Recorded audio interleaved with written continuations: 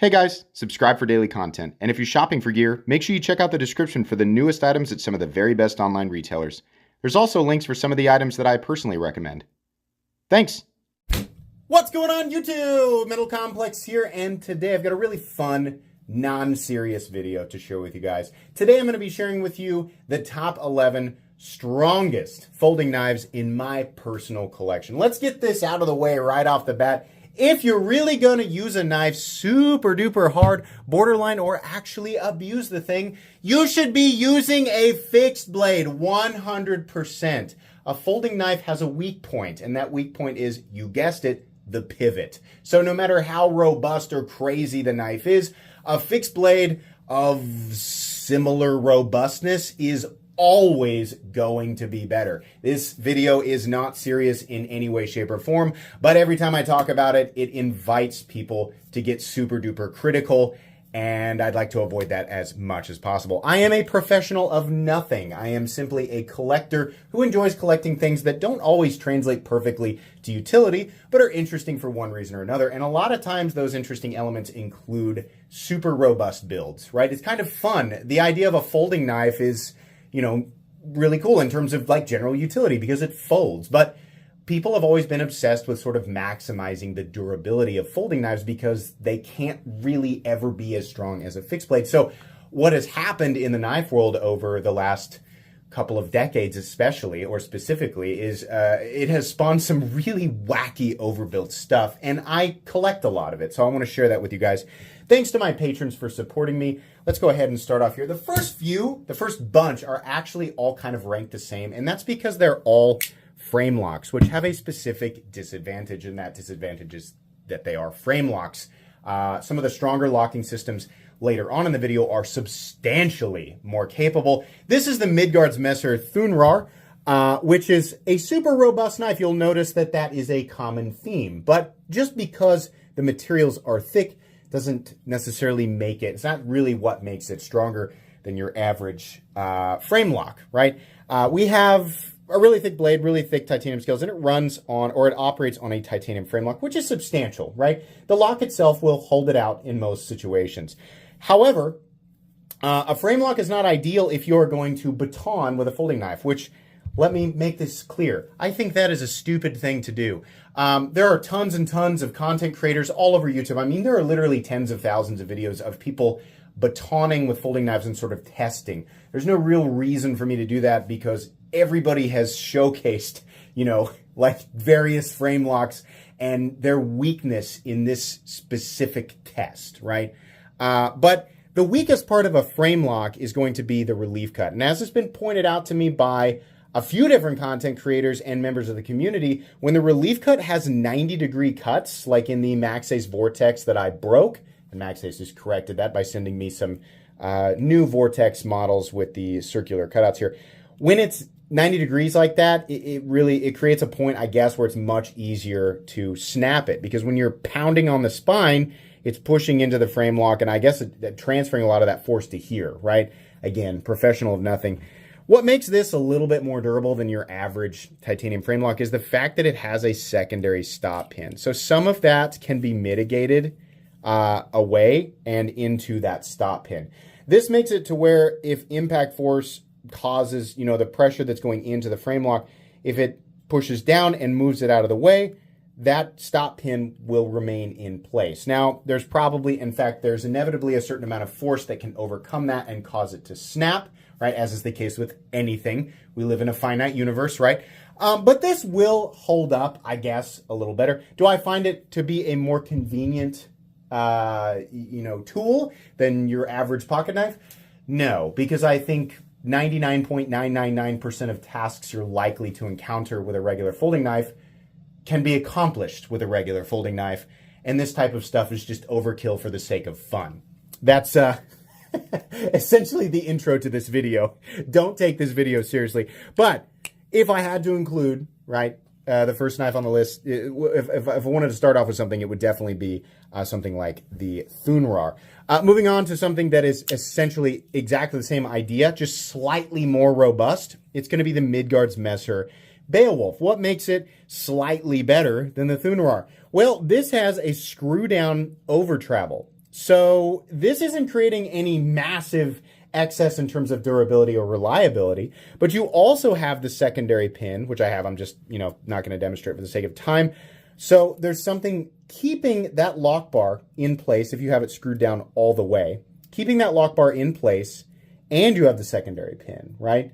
Any pressure or even impact cutting on the blade itself, right, on the cutting edge, is probably going to be fine. It's only when you are pounding on the spine. This also has a pretty substantial, it's a fairly thick relief cut, but it's also, in the shape of a half circle, I guess. It's not 90 degrees. So that one's also going to be, for the same reason, a little bit more robust. Just going to move that. I can't get that LBS to come back out. Moving on to something that I consider to be, again, just slightly, maybe kind of more robust. It might actually not even be. This is a tough one. You guys can tell me what you think. But this is the Maxace Titano. I always mix it up if it's the Titanus or the Titano. Doesn't really matter. This actually has a nested lock bar. And I don't know how much I trust that, because a lot of that is just going to go into a lot of the force, again, in the most extreme scenario, which I do not recommend because I think that it is caveman level stupid to do with a folding knife, right? This thing, again, was just made for fun, but does have some durable elements to it. A lot of that force is going to go right into, where this attaches. You can see down there, it's just a couple of screws, so I don't know. But it also has a substantially larger pin. I think the pin that goes in here is actually this guy right here. Wow. Big time. So it might actually end up being a situation like what I experienced with the Maxace Vortex, where the lock bar itself snapped, but the pin was still in place. Like the blade was still locked out. It's just that it was no longer a knife that had a lock bar, right? So I don't know. This might actually be my weakest. It just depends on exactly how much of that force is going to go into it. You would think when these pins are in place that all of the pressure is going into the pin. But the truth is, you hear that play? Click, click, click, click, click. That means there's movement when the lock bar is not engaged. And when the lock bar is engaged, there's no movement. That means that if you're pounding on the spine, some of that impact is going into the frame lock. Probably the frame lock, if it had a substantial, or in this case, the nested liner lock, if it had a substantial enough impact, it would simply slip or push it over. But still, some of that force is probably, again, professional of nothing, probably being transferred back here to some of the weakest areas in terms of what's holding it in place. And I don't know how much I trust those little teeny tiny screws. So yeah, that one's kind of, again, ranked about the same. It might actually rank a little lower, or about the same as the ones before it. Moving on here to some of the more substantial knives, I think, in this sort of frame lock category that we're starting with. This is the Midgard's Messer carbine rifle knife. Now, every time I show this, people say, oh, that rod that comes out of here, because this is why they call it that. This, one of the locking systems, or the, I guess, lock stabilizing systems, is this little rod that comes out of here. And it actually goes into this hole in the blade. I'll show you guys. Lock it out, and that goes in there. So we're looking at a substantial, huge frame lock. This is not 90 degrees, right? It's still sort of curved at the edge. It's pretty substantial, pretty thick relief cut there. Definitely solid lockup. And then again, a locking pin. So this by itself, like if this was the only thing locking the blade out, obviously that would not be enough. That little teeny tiny rod, right? But exactly how much force it could take, I mean, it's probably not going to be that much more than any of these other frame locks that I have shown. It's the combination of the secondary pin, which is going to take some of the impact, that rod, which is going to take some of the impact, but definitely isn't going to stand up to very much, right? And then the frame lock itself. So probably all kind of right around the same, the potential durability. If you're just like really abusing this thing and maybe even doing some like light prying or, chopping, it's probably going to be okay. Really, only when it comes down to spine impact. If you are like, oh my gosh, I absolutely must baton to save my life. And gosh darn it, I didn't bring the proper tool with me, a fixed blade. In this specific scenario, I am forced to use the only thing I brought with me, which is the Midgard's Messer carbine rifle knife. I sure hope it stands up. Well, in that very specific scenario, I don't know. I don't know how long it's going to last. Honestly, I think probably not incredibly long. If you were just like, maybe light to medium force. But I wouldn't really trust any of this for any substantial amount of abuse, nor do I really believe that any of this stuff is designed, so far, designed to take that, right? Moving on, here's the Maxace Vortex. Now, this one is actually an older Vortex made out of titanium. The Maxace Vortex S was the one that I tested and broke on that pallet, right? When I say tested, I meant literally I walked outside with a it was like a tactical Cold Steel home defense bat. It wasn't scientific at all, and I was on a pallet, right? Not going with the grain, just an old hard pallet, and I just started beating on the spine. And what happened is it broke on the relief cut. Now this one, it's pretty close to 90-degree angles, right? But it is curved, I guess, at the edges. So perhaps this would hold up slightly better than the other one that I tested. But again, it also has a substantial secondary pin. This blade is even thicker, and I think the lock bar is even thicker. The lock relief, I don't know that it's substantially thicker than any of the other ones that I looked at here. But perhaps, maybe this could hold up to slightly more. Again, for people wanting specifics on that stuff, lots and lots of test videos out there. Again, I think it's so close. Like a lot of this stuff is so close in terms of capability that it's basically we're always going to come back to the same conclusion, and that's that these are dumb things to use for those types of tasks, right? Now, chopping, I think this one's probably going to be a lot better for doing light to medium chopping, and that's because of the size of it and the weight that's distributed out here, right, when you're chopping. It's kind of like a folding kukri. I think this will stand up just fine to that.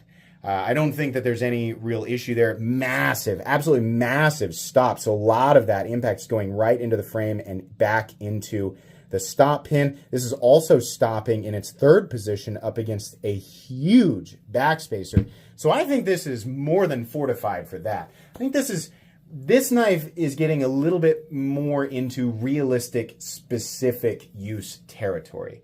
Is it actually better than its fixed blade counterpart? Absolutely not. A fixed kukri is going to be better in 100% of scenarios unless you absolutely must fold the thing because you have a specific place that will only accommodate for exactly the size of this knife folded up versus the fixed version, right? That's kind of a ridiculous scenario.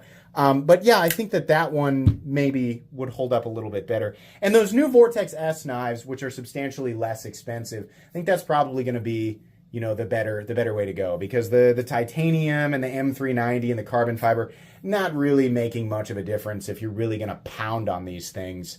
It's probably better that you have a, less ultra premium steel that needs like extreme hardness to perform the way that it's intended to perform. I don't think M390 is the best steel for an ultra thick folding kukri. Probably a substantially less expensive but much more, suited for the task type of steel that's much easier to sharpen up after you inevitably destroy the edge doing whatever it is that you're going to do with it.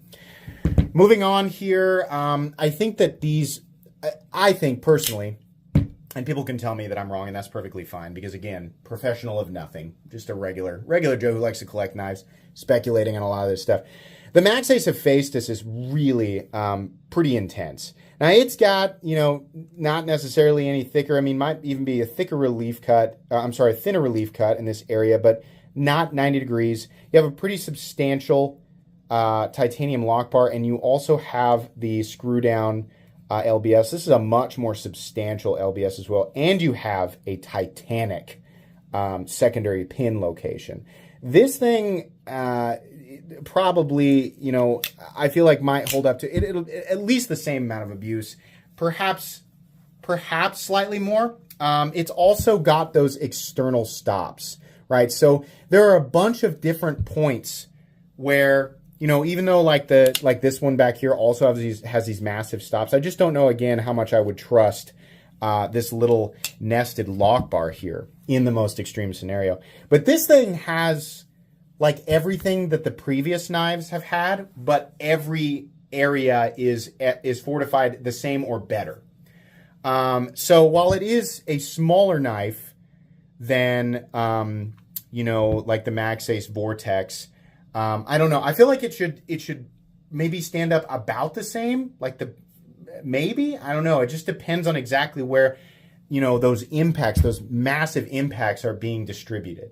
But same type of thing as the previous knives, even when everything is engaged and you have that pin in place, there's still a little bit of movement on the lock bar itself. And that means if you are smacking into the spine with something, some of that is going into the lock bar and ultimately into the relief cut, which is, you know, not a substantial area. So again, more reasons really to never use knives like this in that situation. But do I think, you know, that they're going to hold up better than your average pocket knife? Absolutely. 100%. They're just so far, they're so absolutely massive and ridiculous. And the likeliness of needing to use them in those scenarios is so small. It hardly results in justification for carrying this stuff, right? It's more so just the idea of it, right? These companies pushing the boundaries and making things that, you know, would be capable in those circumstances. And then finally, ending the frame locks. And believe me, I have more that are, you know, not necessarily ending the frame locks. I'm sorry. We have this one. We have one more frame lock. But this is the MagSafe Sandstorm. This, again, has everything that the previous ones have. Massive secondary pin. Even bigger stops here. More surface contact on the frame. We have that super robust LBS. I mean, compared to, it's still just a little disc. But compared to some of the other ones like this one, or wait, I'm sorry. Is it this guy here? Yeah, the Midgard's Messer. This disc here is substantially more robust, and it also like really screws down. So, I mean, it's tight in there. And then we have a substantial lock bar, and we have a pretty substantial relief cut, all with non-90 degree angle cuts, right? The little oval or circle shaped cuts. And this one is an integral. Now, do I think that the integral nature of the knife, meaning the frame is one solid piece of titanium, do I feel like that's adding anything substantial to the potential durability of these things? I don't think so. I mean, nothing can flex, I guess.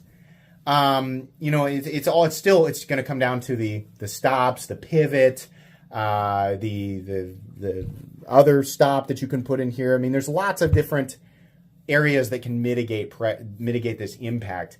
But I don't know. I don't think that the titanium frame is going to do a whole lot.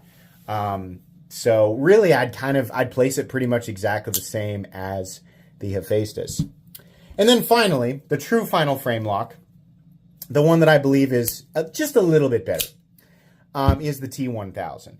And the reason is, this is kind of like bridging the gap between the non-serious ones and the much more serious ones. I feel like if you're going to really, truly make something that is, you know, a substantially capable folding knife, I don't think a frame lock of any kind, I don't think you should be depending on a frame lock that takes force. Like, I mean, the way that a frame lock takes it, right? I think you need a crossbar of some sort, or you need a substantial spine lock or back. I think you need something like that because of the way that the force interacts with the lock, right? This is closer to what I would want. This has two separate locking pins that go in and under, or I guess like through the blade. So you have the external stops, you have these secondary pins from both sides, and then you have the frame lock, right? Again, fairly substantial relief cut. I think this will hold up a little bit better. Moving this out of the way, is there play? Yes. So same thing. It's still going to put some pressure directly into that lock face, which I don't think is ideal. But I've seen this one tested, and outside of being pounded on and having those, I guess these little pins will walk back out slowly. Well, the remedy for that, which, by the way that you push them out is with this little spring-loaded backspacer here. You just push them back in, right? But I guess that's something you'd have to be cognizant of, right? And considering the fact that the Riot T1000, along with a lot of these knives, are so unbelievably expensive, the price of them already is like, why, you know, you're going out of your way to like need a folding knife to do all of these incredible things. A lot of this stuff ends up being horrifically expensive and still doesn't even really start to approach the capabilities of a simple fixed blade. Now, this one admittedly is a more expensive fixed blade, but man, like, you know, Cold Steel makes like the is it the SRK? They make some super cheap fixed blades that are just substantially better suited for stuff like this, right? But in pursuit of the ridiculous, stuff like this exists, right? So I guess, I don't know, I guess I would rank it slightly higher. So we've gone through, let's see, the Ryoten one, there's a 1, 2, 3, 4, 5, 6, 7, 8. Yeah, the three that are definitely the most capable, you could probably guess here. I think we could probably get them all out at the same time. I'm not saying anything new here. I'm simply agreeing with the overwhelming evidence that there is on YouTube that these locking systems perform better, right? And the three that we're going to use here, and they exist on many, many knives. These are just the versions that I have in my collection. These are the Demko locks. Andrew Demko, I think, understands really to an extreme level how to create locking systems that can hold up to insane abuse. The Scorpion lock, which is represented by the Cold Steel AD15, and that's the only one that it's on, right? Outside of the custom AD15 that's by Andrew Demko. The Triad lock, right? Which, if you didn't know, was also invented by Andrew Demko. And the Shark lock, which is, by the way, the Triad lock is on the AD10 from Cold Steel, or also the custom AD10, which was created by Andrew Demko. And then the Shark lock here, which is essentially just a better Triad lock because it's able to be manipulated via this switch up here. This, by the way, is the much larger original American version.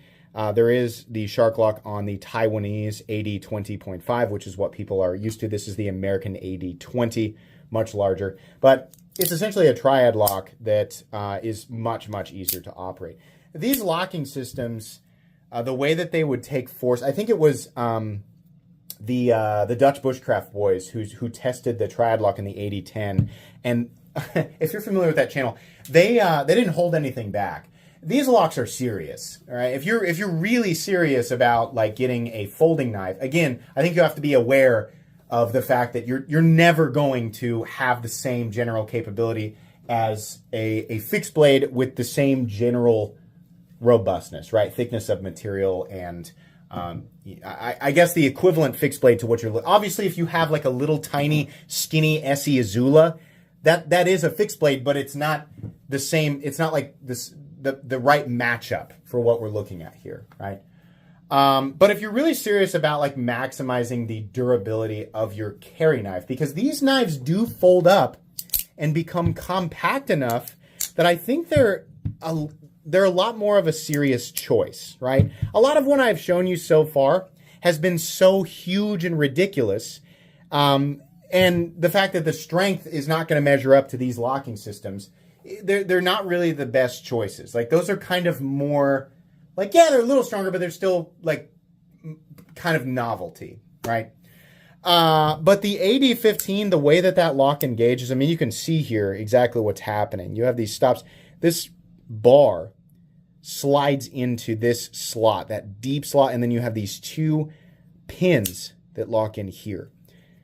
This is not going in. You will destroy, this whole knife will basically just explode before that lock disengages. It's not going to happen. Now, as far as what's stronger, the Scorpion lock or the Triad lock, I don't know. I bet you people have tested it on YouTube. I'm not going to do it. But the Triad lock, if you've seen that thing taken apart, the way that it's got 3 points of contact, this sort of hooks around and underneath that huge stop pin there. It's, again, not going anywhere unless you depress on this. And same thing here, right? The way that sort of hooks under and over. The impact, whether it be on the blade or on the spine, is simply not going to disengage the lock unless you're using an inhuman amount of force, or you're putting the blade in a vise and you're swinging something like a sledgehammer against the spine. These have proven to be, for years, incredibly strong locking systems. So I guess if you're going to do it, these would be the ones. I don't know which is going to be the strongest. I know the one that I prefer the most is just the one that's easiest to manipulate. So I would venture to guess that these two are probably the strongest, but maybe not. Maybe it's the Scorpion Lock, right? Either way, these are far and away the most durable knives all the way around in my collection. Now, the 80-20, the full size, is pretty hard to get, but the 80-15 and the 80-10 are readily available. And for people who don't know, I mean, those are your best choice. You can get the Cold Steel Triad Lock or the Cold Steel Atlas, whatever. I think they have like a new Atlas locks that's just as strong as, or you know, some people say stronger, right? I'm sure the marketing hype has really got to them. But either way, you can buy these locking systems from Cold Steel in knives that cost as low as like $40. I think the Cold Steel SR1 Lite is injectionable plastic, the Triad Lock, and 185 thousandths of 8CR13 MOV. The locking system is substantial enough that, you know, if you're really going to abuse a knife like that, it doesn't even really matter what the other materials are. I mean, you can get this stuff super duper inexpensive, right? So if you really are trying to maximize all of that stuff, then these are the systems that you want to go after through Cold Steel. I always joke, I make fun of the Triad Lock and the cult following and people, you know, sort of worshiping it and going out of their way to attack people who dare suggest that any other locking system could even, you know, exist in the shadow of the Cold Steel Triad Lock, right? I make fun of that stuff, but the truth is yeah, it really is substantially durable. So yeah, if that's what you're looking for, then that's what I would recommend. You know, the light versions or the regular versions, you can get them in AS35EN or ATR. I think some of them come in AUS-10, right? So yeah, that's what I think the strongest systems in my collection. So non-serious video, really just for fun, a lot of speculation, right? This video is not going to be for everybody, but I just wanted to talk about it. I don't think I've ever really, you know, gone through my collection and selected, you know, all of the strongest systems and talked about it. So hope you are at least entertained by this video. It's fun for me to do this stuff periodically, but that's pretty much going to be it today, guys. Please make sure to follow me on Instagram at metal_complex. If you enjoyed this video, leave a like. If you'd like to check out my other content, I do, of course, have lots of videos of knives that are either expensive or inexpensive that I do or don't like, so check those out. If you enjoy all my content, go ahead and click on that Metal Complex logo right there and subscribe because there's definitely more coming. Thanks again for watching, everybody, and have a great day.